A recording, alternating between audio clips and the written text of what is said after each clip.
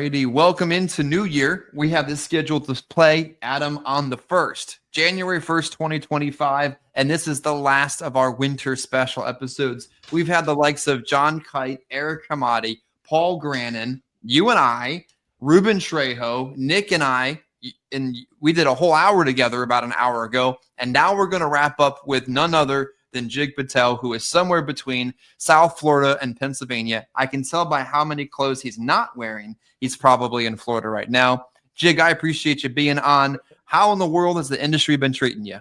Oh man, I've loved it. I've been in the industry a while. Started in February of 2014, but I've actually loved it. Every single year, it's got better and better and better. So the industry has treated me and my family and everyone that I've touched very well, I say.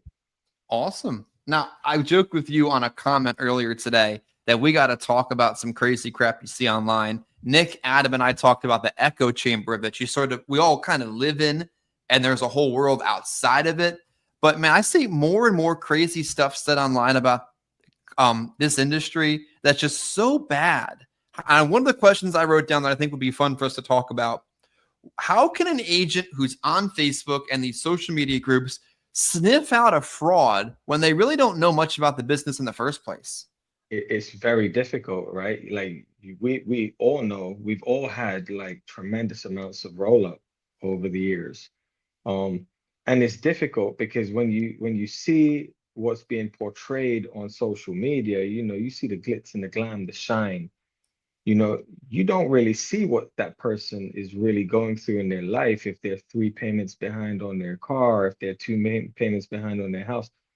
And a lot of these guys online, I've seen through my decade in the industry, not just on social media, but they're selling you on the shine. It's like they're living a nightmare, but trying to sell people dreams. Like, hey, come on, work with me.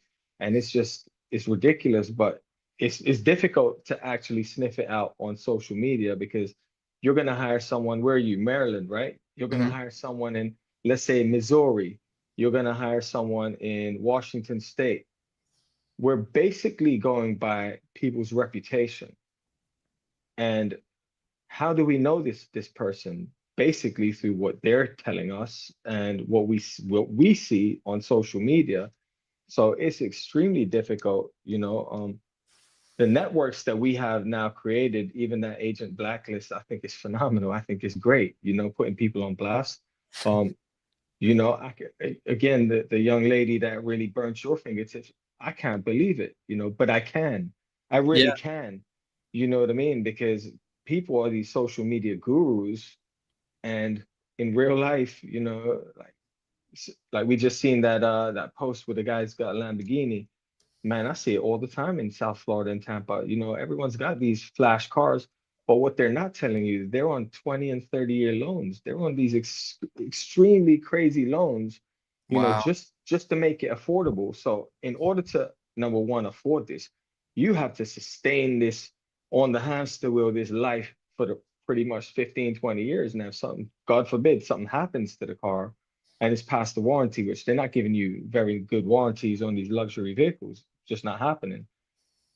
You're going to pay thousands and thousands of dollars, or that car is going to be sitting. You're going to be paying on that while you have a little Toyota Corolla or something to get to your appointments. And I mean, it's funny, but that's basically, how things have gone. People are selling dreams, bro. Yeah. Living a nightmare. You can't Wow. be a $10 person living in a $20 world. I mean, sorry, you can't be a $10 person living in a $1 world, right? It's the other way around. If you're living in this world, all right, if as an agent, we have to manage our money properly, that that advance, especially in the life insurance business, well, and any of the lines, that advance is basically a 0% loan based upon that person keeping that policy. So, longevity is just about having enough policies on the books. And it's difficult. It's really difficult to know a fraud, bro. I Yeah. can't even give you a honest answer with that. Yeah. Adam, I know we talked about roll up a lot, and I think that's just an important thing for people to be transparent about. But one of the things that I see this time of year that I've got PTSD over because I've had it happen to me time several times over, is agents that are chasing new uplines every calendar year. Now, I understand making strategic changes. I feel like it's almost hypocritical to say, don't change your upline, but also actively recruit somebody. It's a very fine line you have to tread. But I see so many agents, guys, that are like, oh, new year, new upline. And I feel like, where are you at? And this is like at the personal producer, not the mid-level manager, not the IMO, the ground level telesales or face-to-face agent. When you're constantly moving from one upline to the next, one business model to the next, Jig, how would a personal producer ever get any traction doing that? I mean, I've been at the same place for years since you've known me. So I believe in longevity. I don't believe is good for someone to just jump ships. So that is something that I really look at. I look at their background. Why are they jumping ship? Are they just comp chasing? Even though I actually advertise actively, hey man, look, It's such I've a got the fine line, I know. I've got the comp, but I also take a look at their background. And again, I've been burnt. I've been burnt by the serial offenders, some of the serial offenders of the industry. But again, I mean, you know, there is a fine line. There definitely is. Us as recruiters, hey, listen, we could dangle this carrot in front of you, but are you worth it? And it's up to us to decide, coming in the door, number one, if that person does want to work with us, you got to accept this and show me why you deserve this. So coming in the door, you're going to be here. And then I will let you have that. Give me 6 months. Give me a little bit of time to assess, you're actually gonna do what you're gonna say you're gonna do.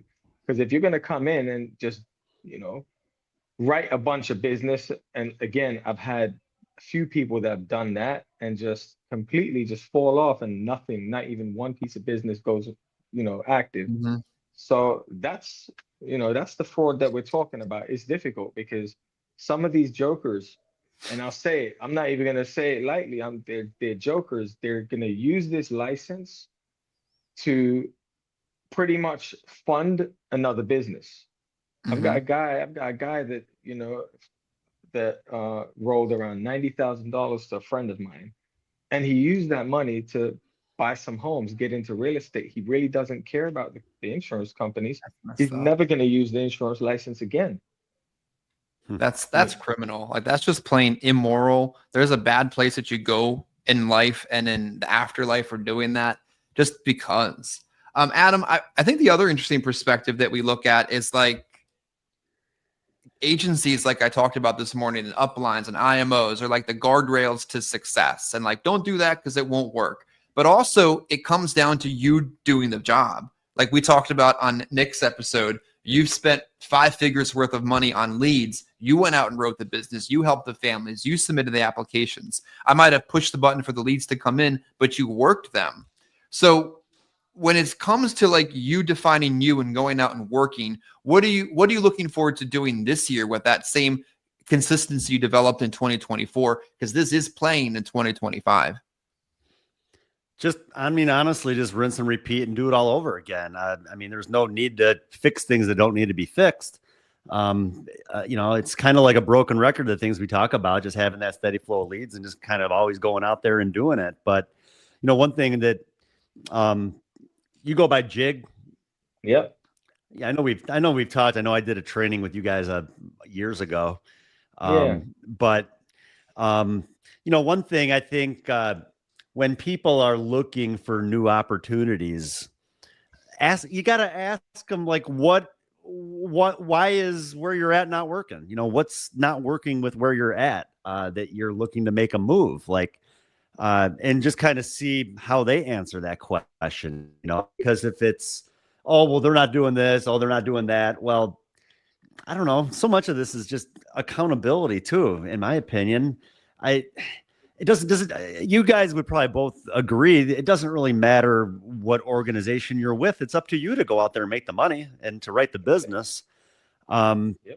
I just don't really see a whole lot of difference between, should I work for this place or that place? What's the difference? I mean, you're getting leads, you're going out and seeing people, and you're making money. Maybe people just overthink all that a little bit. Like they think that it's always, the grass is always greener on the other side, when really they just need to look in the mirror and say, well, what can I do to better myself? Right. Yeah. I mean, Jig, you do a great job of targeting agents at like NASB and captive agents and kind of attempting to recruit people that are actually hard workers from the very beginning. But Right. what do you think agents do wrong that just plain fail? Like, it's not that they're going from one upline to the next or chasing contracts or chasing comps. They just straight up fail out of the business, even though, like, why do you think that happens to some people? So not following systems. There's systems in place, like even at the base, let's say as just a final expense agent, there's systems in place. If you're a field agent, there's systems in place for you to not fail. You just have to follow them. You have to be willing to listen to your mentor, and that mentor has to be someone that's really a mentor, right? You have to get on a lead program. You have to, make sure that no matter what, you're setting yourself goals. One of the things that I learned early in my final expense career was I need to sit down with 15 people weekly. And if I don't sit down with them by Friday, I'm going to be working on Saturday and however long it takes. Whether I've got 25 or 30 leads this week, my number was 15. Now, if I sat down with 18 by Friday, I know that I've closed X amount of deals. And I know that I've written, projected my amount of ALP or AP, whatever you call it, mentally. Again, my main issue with people failing out is because of them not having discipline. People that have an insurance license, they're on 1099s, they don't want to be held accountable. And that's one of the biggest reasons that they do bounce from place to place and mentor to mentor, because at some point someone's holding them accountable and is messing with their ego, right? Human beings are egoistic. And, I mean, it's just the way it is. I am sometimes, we all are. So with that being said, that ego is the biggest issue, because again, if they look at that person like a mentor, they have to listen to what they're telling them. If this person's successful, Chris, if you're successful with what you're doing and I'm coming to you for advice, I have to listen to you. If you're telling me, hey, bud, you need to put $750 per week of your earnings aside just for your leads for the following week, and you need to do this, you need to sit down with this many people. At the end of the week, if I haven't hit my goal, I'm going to come to you and say, hey, listen, this is what I've done. And then it's easy for us as leaders to pretty much diagnose, why they're not hitting their goals. Oh, well, you got your 25 leads. You made some appointments, but you only made two. No problem. How did you get to the other 13 presentations for the week? If I just knocked on some doors and I didn't see someone, well then, okay, well then I get it. You didn't get your presentations in to get that. Maybe you need to change the timings up. Maybe you're going, you have to look at all the variables. So again, they have to rely on us as mentors rather than just jumping ship. But again, closed mouths don't get fed. We're all busy. If someone doesn't come to me or someone doesn't come to you, you're not going to know like what they're going through, especially if Yeah. they're on the other side of the nation. Yeah. You don't They got to yeah, communicate. They got to say, hey, this is what I'm struggling with. You can only reach out and do so much. Like it's a mutual kind of thing. I think one of the other parts that I'd love to dissect with you, with whatever degree you're comfortable with, is a lot of folks that I've seen go through really cold streaks or really hard streaks or fail out altogether or jump ship, and because is they let life get in the way. Like a family member gets sick or a parent or a child or something in their real life gets really bad. And because their business was on shaky ground anyway, then the whole thing starts to fall apart. And I'm sure you've gone through plenty of your own life experiences that challenged you to the core, but still had to go to work. Like, how did you not let life get in the way of business when life got hard? so when I first got into the industry, Chris, back in February of 2014, you know, I could have just failed out of it. And there was twice, there was two times that I could have failed out of the industry. The first was, back in 2014. I only got my insurance license because I had a broken leg and I knew someone that was working for Senior Life. He said, man, you could do telesales, you'd be great at it. I was a kitchen guy, you know what I mean? I had my own restaurant at one point. I was just, I wasn't even trying to get into sales. So I got into it, had a broken leg. I found a cheat code. And what I mean by that is I didn't know how to sell anything. I didn't even know how to present final expense, but they had given me this system on the phone, and somehow they emailed me the list of codes that I could put into the system to activate live transfers. So as the calls are coming into the television commercials, they're just shooting me live transfers. My computer was ringing all day long. I didn't know how to close. Back then, we needed a recorder and all that. I had no idea. Before I knew it, I was $4,000 or $5,000 in debt, and it was like, do I believe in myself or do I do something about it? So I was, 7 weeks into the recovery. I had a broken fibula. I just used some big old, it took me like a couple of hours, big old cutters and cut that cast off. And I laced up some shoes, put some slacks on, a nice shirt, and then hobbled my way to the poorest part of Altoona, Pennsylvania, actually where that United Healthcare shooter got caught. That was my city. That's where I started my career at. So I hobbled over there to the poorest part of town and I knocked on everyone's door, up and down the roads until I got someone to sit down with me. I was the neighborhood enrollment specialist. I was here to tell them about legacy assurance and how great that was. And back then it was free for the clients. So they just had to buy a policy and they got this lifetime membership for free. So I got people to sit down with me, and one day at a time, I would get 1, 2, 3 policies every single day. And I chipped away at that debt. Within a month or so, that debt was gone. And then again, I didn't have a vehicle. I was fresh out of jail at the time also. I didn't tell you that part. So here's the thing. No vehicle, license suspended, but all these agents, they're seeing Jig putting all these numbers up, no leads, no vehicle, hobbling down the road, backpack on, and people wanted to start working with me. I was on a 70% contract. So my next move was I'll hire someone, put them on a 60 right underneath me. We'll split leads and they can drive, right? So that's how I started. And again, it was just obstacle comes, have to find a way around it. Okay, there's an obstacle, find a way around it. The CMS stuff, ain't no biggie. I don't even get too concerned. Everyone gets worried about all these changes happening. Yeah, It's just an obstacle. Listen, the strong will survive, you know, 10 exactly. years strong, 10 years strong. Keep going, right? Yeah. Adam, any thoughts, questions you want to throw Jig's way? I mean, he's got is a lot of the stuff that I've listened to over the course of the last 1, 2, 3, 4, 5, 6, 7 episodes. There's so many commonalities between it. So many things that prove the phrase that success leaves clues. And all these clues are in little parts of each of these conversations. That's so fascinating. But I'll let you have the mic for a minute. Anything you wanted to ask Jig? Well, I mean, just from what he just said, I mean, it's true that I just think successful people will figure out ways to succeed regardless of any obstacles that arise. I had issues this year with some things. Don't worry about it. Go back out and work and make money. You give up. I don't know. I could never think about just giving up on something where the potential, the sort of money that you can make. Right. Like I've told you, Chris, what the heck else would I be doing?